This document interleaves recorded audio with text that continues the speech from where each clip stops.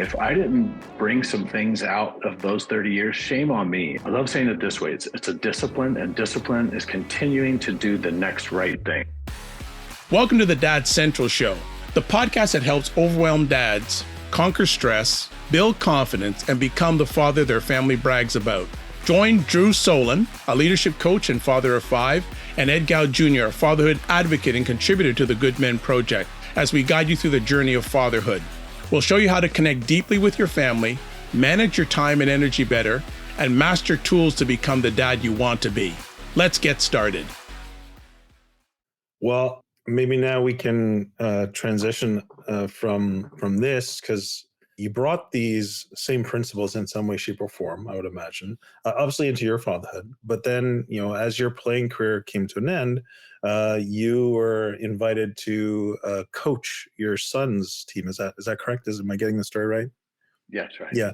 And from this, I'm wondering if you could just share that story. How did this come about, and how did you approach it, and what came from that? Yeah, I finished my career. Actually, my career was ended when I finished out playing with the Giants in San Francisco. I had a number of concussions, and they wouldn't clear me to play anymore. So at 36, almost 37, and I had my best year of my career at 36, and offensively at least, and I'd won a Gold Glove. I mean, it was a great season. And there was no reason that I thought my career should end. But the neurosurgeons and neurologists saw that there were probably too many bumps to keep doing it. And so, yeah, that was a sudden halt in the trajectory of where I thought my career was going. And I didn't really know. And I think most guys do the same thing. I was fortunate enough that I did finish my degree from the University of Michigan. So I was very proud that I was able to do that during the off seasons of pro ball. But I also didn't have a clear plan of what was next, like most guys. And it's one of those things that you need to probably be all in and not necessarily have that exit strategy all lined up. Mm. But we all know the inevitable is that you can't play the game forever. And a 13-year major league career is way beyond the average. So I in the back of my mind, I knew I was ready to do whatever I needed to do. So as I was kind of trying to figure most of that out, our fourth son, Jacob, was around 10 at the time, and they had a coach that left town and they needed a coach. And so they approached me. And at that point, I got to be honest with you, I'd seen enough. Two of my kids were competitive hockey players, as you guys up north can appreciate. And that's a crazy sport. And what I witnessed was some unbelievably weird action from parents in hockey and soccer. And even in baseball, the games I was able to catch, it looked like there was this radical shift somehow. And it looked radically different than what I remember it being. So when the parents approached me, I said, let me think about this. Let me pray about it. Let me talk with Kristen and with Jake. And let me get back to you with kind of what I think it should look like. And you guys might not be interested. So I was doing a little bit of work with ESPN. I was flying back from the East Coast, and I started typing. And next thing I know, I got 5 pages single spaced. And I'm thinking, dang, this is a lot of stuff. I'm not sure people are ready for this. But the next night we had this group of parents over, and I read them what became known as the Matheny Manifesto, which I did not name it that, just for the record. That was one of the assistant coaches put that online under that title, almost tongue in cheek, and it stuck. Still not happy about it that the book was named that. But anyway, I get in front of this group of parents, and I'm starting to read this, and I'm thinking, man, this sounded way better on the airplane than it sounds me saying it right now. And it was awkward. There was an awkward feel in the room, but I was just honest. And it was all coming down to, this is not about us as parents. This is 100% about the kids. And the sooner we can grasp that, and the sooner we can understand how we define success, is not necessarily the college scholarship. It's not necessarily if they make it to the major leagues or the highest level. What it's about is, let's use this to teach them a passion for the game, to teach them teamwork, and then a list of other character qualities that I believe come natural with a commitment to any sport. And those are going to be the definers for us. Those are going to be the metrics for us of whether or not this is a successful venture. And I look around the room and nobody walked out. and ended up being just a phenomenal experience. And I'm going to tell everyone though, I hedged the bet. I went and chose parents that just happened to have kids that age, but parents I thought that would buy into this. And it was a fantastic experience. Still hearing from these boys. I've been asked to perform the weddings of 4 of them. And Mhm. what a great, and almost all of them asked me to write something into their college entrance exams and just to give some references for jobs. And I mean, that's the big win. It's the long-term play of jumping in and maybe being one of those mentors for those boys that, I was a coach, and that's a great title. Dad is an incredible title. But what an honor to be optional mentor and to continue to invest long down the road, long past any of their playing careers. Very, very special. Yeah. Love the story, really the insight behind it. There's elements that we could explore, especially around that difficult transition out of your career, which is a whole thing that fathers I think also experience when they have to make transitions or changes. That can be hard, and there's a whole dynamic of that, especially for I'd say professional athletes, but lessons that can be learned. I'm not going to go there, but I don't want to miss that that's important. And it sounds like because you were intentional and had some preparation, it helped you navigate a very difficult and I would say unwanted transition at that point. So I guess where I'm going with this is the what was coming up as you were sharing that last part was you were coaching your son, and many dads may find themselves in similar situations and may not necessarily know how to navigate that. Maybe you experienced some of those. How do I navigate that? Can you talk to the idea of how do you coach, collectively while also still having your son maybe as part of the team? I'd love to get your thoughts on that. Yeah, that's probably one of the biggest challenges for a coach is to not continue to stay hyper focused on your own child, better or worse. And we've seen it both sides: the dad that just can't stop praising, or the dad that's just too hard, one or the other. I think it's very important to have multiple dads on that bench. I always encourage a dad. One of the first things he needs to do is find a couple other like-minded dads. Once you define what success looks like, then you don't necessarily need to find the one with the most experience. You want to find the one that has the most alignment with you and how you see this being successful. And I was very fortunate. I had 3 other dads that fell into that category, and also had some baseball experiences. So we were able to teach the game, but they were all on board that we're gonna dive in, and then it's not just being about character development, but making sure we're watching each other's back. There was a point, the one kid on my team, on that 10-year-old team, and he's given me the freedom to talk about this. The one that I had probably the most issues with as far as throwing equipment or pouting or just not being able to control his emotions was my own son. And he just is the nicest, the easiest going kid I've ever seen, but absolutely lost his mind when he walked onto a baseball field and when he failed. And we would talk through all the character traits, and all eyes were all over me whenever he'd go back and lose his mind and chuck his helmet. And so I bench him. And it got to the point, though, one of the other dads was very wise. And he said, I think what do you think about me being the one to take away his playing time, being not his father, and then made sure that I reciprocated with his son, who didn't necessarily need much attention.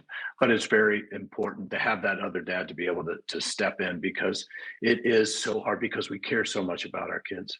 And I made sure that the majority of the parents know that I realize that some of the craziness that comes with youth sports, I would say, is mostly rooted in crazy love for their kids, and just trying to help them have a different perspective, and maybe the perspective of that little young athlete, the perspective of the pressure that comes from all of this excitement and so much being put on their young shoulders that are driving them away from any sport, when they could probably go sit in front of a monitor and play a game that nobody's going to yell at them about how to do it. And I think as an ambassador of any sport, it's our responsibility to let people know, like, hey, this can be an and proposition. We can take them out and we can teach them a game, and we can help them grow in these other ways. And as parents, you can love them like crazy, give them everything they can, And while you give them over to us as coaches, let us do our job and let them go play the game. And let's together try and figure out how to build up a love for the game, but not miss all the important lessons that hopefully are being reinforced at home and at school, but use the platform of sports as it should be. Dr. Billy Graham said that a coach will influence more people in 1 year than the average person will in a lifetime.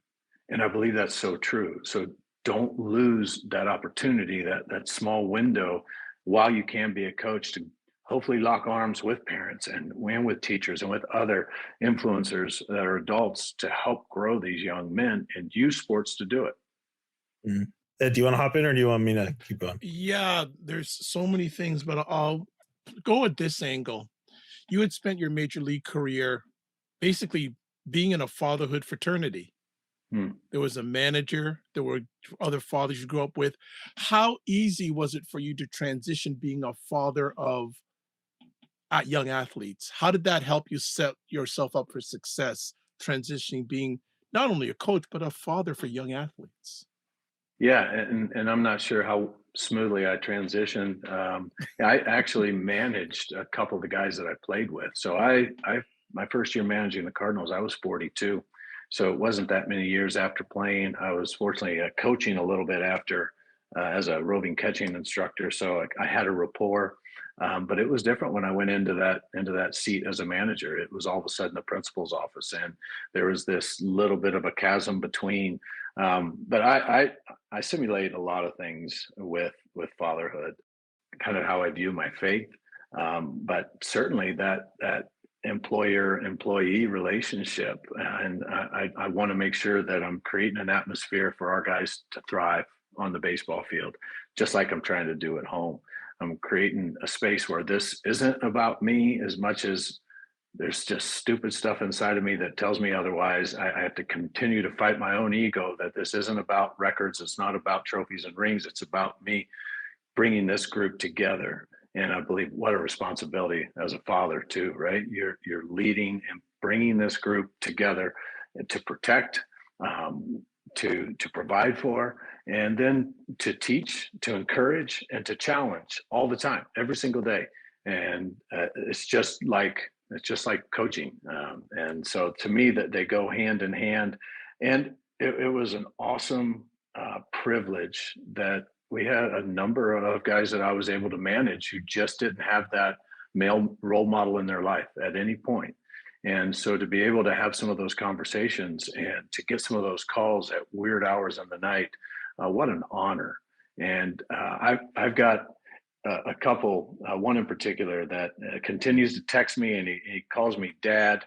Like, what a great gift. And he's not afraid to come to me with stuff that kind of makes me lift my eyebrows, like, whoa, okay, let's jump into this. But what a privilege. And in the meanwhile, just try to continue to show them the kind of care that you hope gets passed down the line. But I see dad and coach as kind of being synonymous. Yeah, before Drew jumps back in, so much wonderful stuff, especially for, the example of this young man or this man that still comes to you who isn't your biological father, but he still sees you as a father. So just want to encourage that too. There are guys out there who are not the biological father of a young man or a young lady, but they're still a dad in heart and presence. So I really appreciate sharing there. Drew, go ahead. Yeah, thanks, Ed. I think that's a really valuable point, right? The role of father can be played by others, and I had men in my life who I would say as very much father figures, role models, and many of them were coaches. And so you're right. Back to that Billy Graham quote, absolutely true. I'm wondering, as we think about transitioning into talking about your most recent book and the dad coach, maybe this, I was thinking about, the role of a coach and parents. And I think, you spoke to parents in the Matheny Manifesto, but what advice would you have for parents who maybe out of their intense love for their children have maybe found themselves being a little bit overzealous, or maybe stepping across those boundaries where let the coach do that. So how can you speak to that dynamic of, if you're a parent and you really want your kids to do well, but there's sometimes this weird behavior. You can speak to it maybe from both perspectives, as a coach dealing with it, but also as a parent. How would you say, hey, maybe it's a better way to do it? Yeah, and Drew, that was really kind of the driving force behind the first book and both books. Is if we can maybe take the perspective of the very fortunate few that go and play at the highest level. And I've been doing some impromptu interviews with guys my whole career. Like when I became a parent and our kids started getting involved in sports, and I saw some of the craziness that was out there, it led me to go kind of do a mass interview of, hey, what, how about your parents? Did you see? And there's always exceptions to the rule, but an overwhelmingly large number of parents like mine that were silent sources of support. And listen, there are exceptions all the time. And I know it's hard not to get sucked into that, especially as you go and you see some of these teams with the crazy nice uniforms and all the bling that goes along with it. And the parents are acting out of their mind. If you're a new parent, you're thinking, I must have to do that. And I think what we were trying to do was to help parents know that there's a different option. And there's some guys who made it to the highest level whose parents didn't necessarily do that. And I just kind of pulled out, like, here's what my parents did, and found that that was pretty common with a lot of guys who maximized what they had. My parents would not over leverage our family for me to go play on a certain team. My parents wouldn't over leverage us financially to go pay for hitting lessons, pitching lessons, backwards running lessons, and whatever other kind of lessons are out there these days for a 7-year-old. And to let people know that that's an option, but it's not the only option. And we believe that you can go and make the most of the abilities that you have, especially at those early ages. So this particular book that I appreciate you guys promoting is called The Dad Coach. And it was really kind of a follow-up to the first, where we had people that said, yeah, we agree with what you're saying. Things are kind of jacked up in youth sports, but then you just left us with no how to move forward. And so this book is really trying to give the dad who drew the short straw, or even some of the parents, just to continue to educate them on the game and to let them know that it can be both ways. You can continue to just be a silent source of support, and your kids are still got a really good chance of taking their talents as far as they can take them. And you don't necessarily need to go make the crazy investments.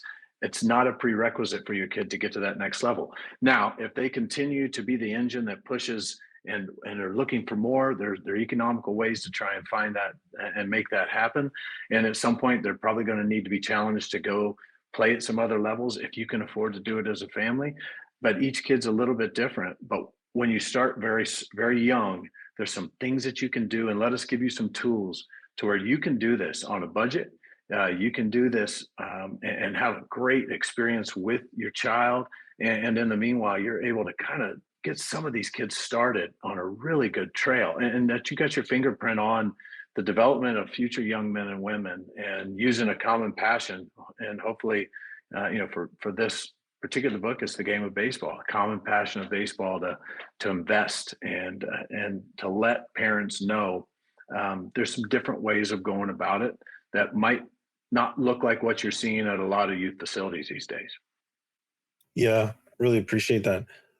As we talk specifically about your most recent book, the how, as I was reading it, there was a section where you're focusing on I think it's champions edges.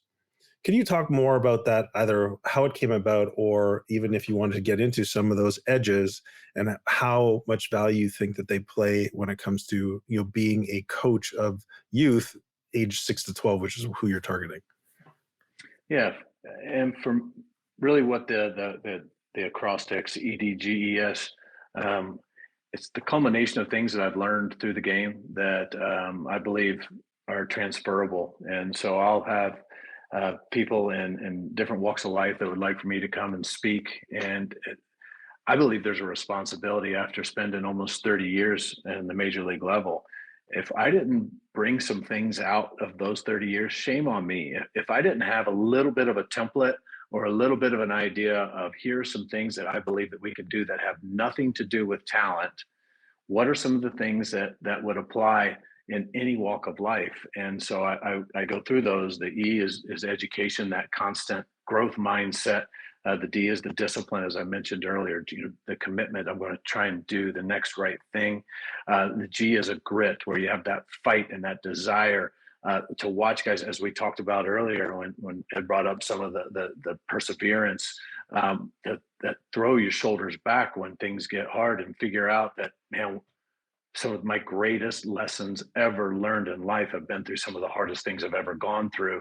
And to be able to be one of those that thrives when it gets heavier. The next E is about this, I call it the E flywheel, where it's energy and enthusiasm, plus you sprinkle in a little bit of encouragement. And those three begin to self-perpetuate, and they're multipliers. General Colin Powell would call it a force multiplier, that perpetual optimism.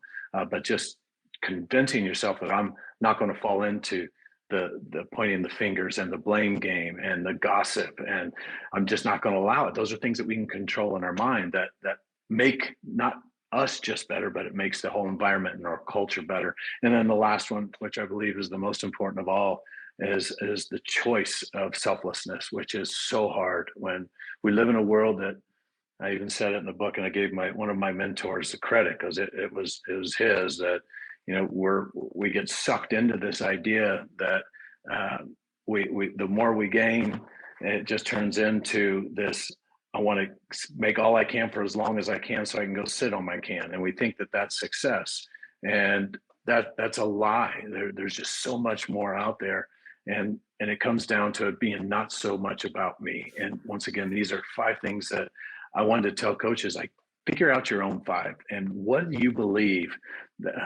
as these kids walk away, what do you want them to hear from you that will be a lasting imprint on their lives of how they can use the skill sets that they have.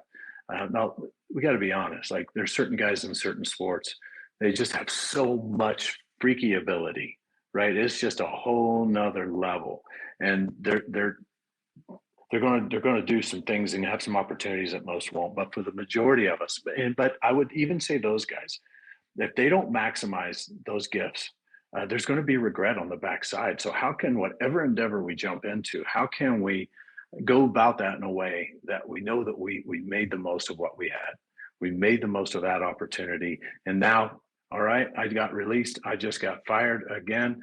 Now what? I'm going to go put wherever my feet are. I'm going to jump into this next thing, and something great's going to come from it. And I believe having those things in mind as a coach, that you know down deep, these things will help these young men develop.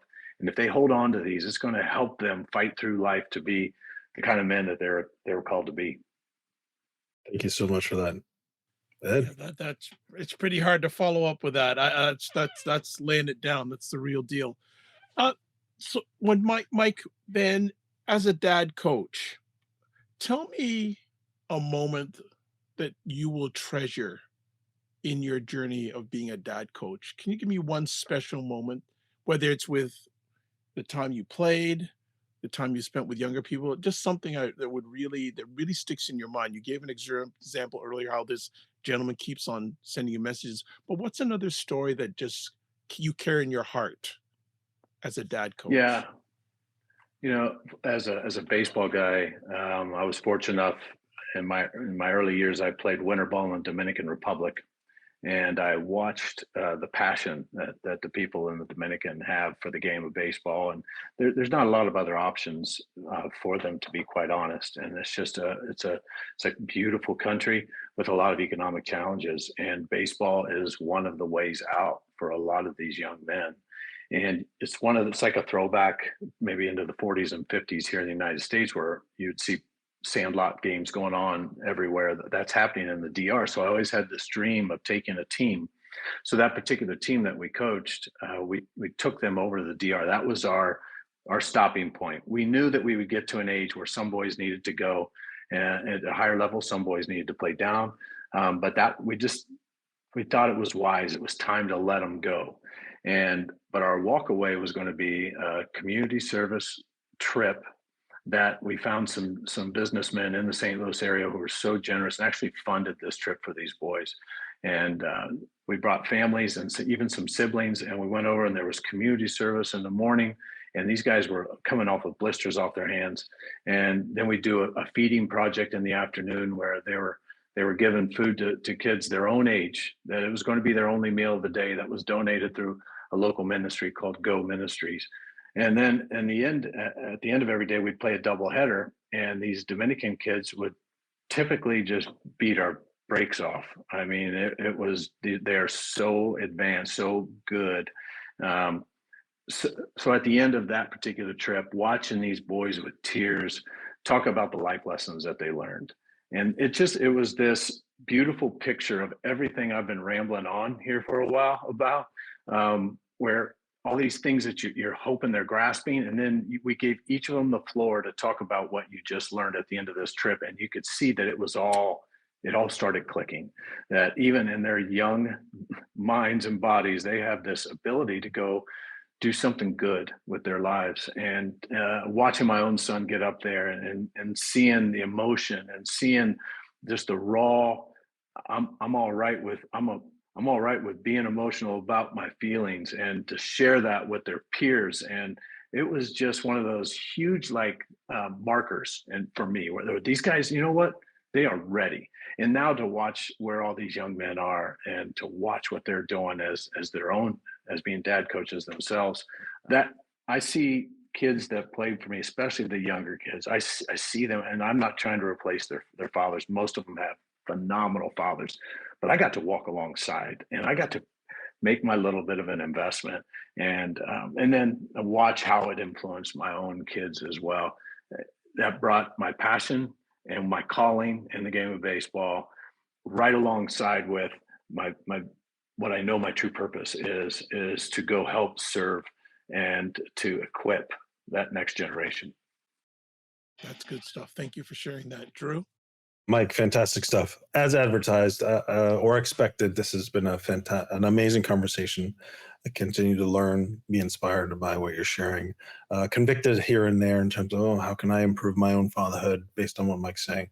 So I just want to say thank you for sharing your stories, sharing the wisdom with our audience, and of course through the book. So tell our listeners where they can get more.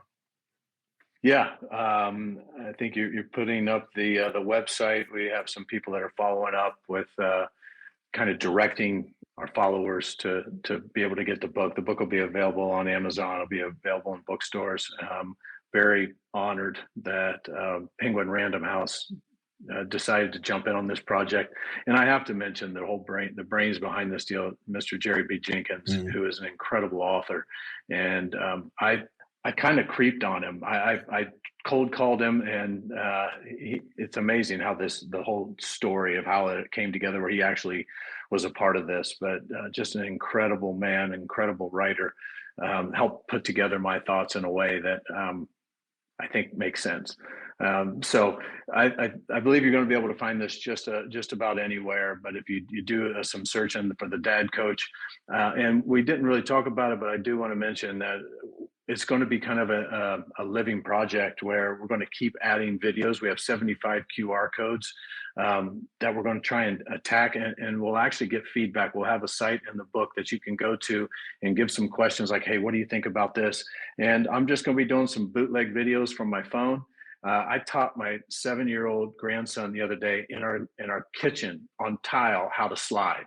And he figured it out. I mean, just doing things a little bit off the beaten path, but trying to do it efficiently and economically, but giving you enough tools. If you're a dad and you're a coach and you'd like to learn some more, we're going to have some resources for you. And lastly, and I appreciate you guys taking the time with me to do this, but I mentioned at the beginning, Drew, that it's just kind of a feel-good project because all of the proceeds are going to build a field down in the Dominican Republic right now. So we're going to inaugurate that field in late July. And so it's just, we're trying to give I want it to be the most bang for your buck book ever out there. And we just give a whole bunch from some of my friends and guys I played with and against, and even some of my own kids, and let them take as much as you can to go make the most of it. Again, a testament to the character that you bring to all that you're doing. And I just want to say thank you for being an amazing example or role model, and inspiring a whole generation and generations of dads to become their own dad coaches, both in their lives and for their families. So, Mike, it's truly been an honor. So thank you so much. Thank you, guys. And keep doing what you're doing. Absolutely. Yeah. And we always like to say, don't just manage your time, manage your energy, and remember to give yourself grace. Thank you so much for the time. All right, Drew. Mine is going to be quick. Go get the book, follow Mike, and just engage in your fatherhood, and surround yourself with others who can support you in the process. For me, I could go on for another half an hour, but it's bigger than you. And that is the positive impact, because we can always use words, but sometimes we forget to use the adjective, the positive impact that Mike has had in him and through him. And it's gone international. So we've met a true dad coach who's a generational dad coach. Not only his own family, fathers his age, and fathers to be. That's rare. So fantastic conversation, really, really, really good. And we need to have him back, especially when that field's built. I'd love him to take some pictures and show us. Yeah, Definitely, that would be inspirational. Absolutely. Okay, everyone. You're watching Dad Central, a parenting podcast to reduce stress and build confidence in fatherhood.